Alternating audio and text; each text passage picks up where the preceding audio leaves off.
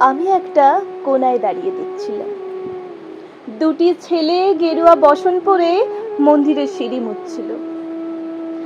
এত মন দিয়ে আমি কাউকে সিঁড়ি মুছতে দেখিনি। এত ভালোবাসা দিয়ে আমি কাউকে ধুলো তুলতে দেখিনি। সিঁড়ি নয়, যেন জননীর ত্বক থেকে ধুলো তুলছিল।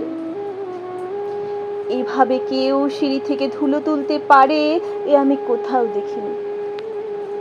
স্থিতপ্রজ্ঞ মহারাজকে জিজ্ঞাসা করলাম, এই ছেলে দুটি কে? মহারাজ মৃদু হেসে বললেন, একজন নিউক্লিয়ার ফিজিসিস্ট, একজন IBM এ 6 লাখ টাকার চাকরি ছেড়ে এখানে এসেছে। সিঁড়ি ধুতে এসেছে।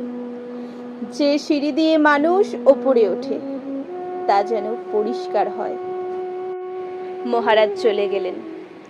সন্ধ্যা নেমে আসছে গঙ্গায়। আমার ভেতরেও নামছে সন্ধ্যা। সারা পৃথিবীতে এত সিঁড়ি, সিঁড়িতে সিঁড়িতে এত দাগ, এত ক্রোধ, এত অপমান। আমি কবে সিঁড়ি মুছতে পারবো? আরতি শুরুর আগে মনে হলো, যে সিঁড়ি মুছতে পারে না সে কোনো দিন মানুষের চোখের জল মুছতে পারবে না।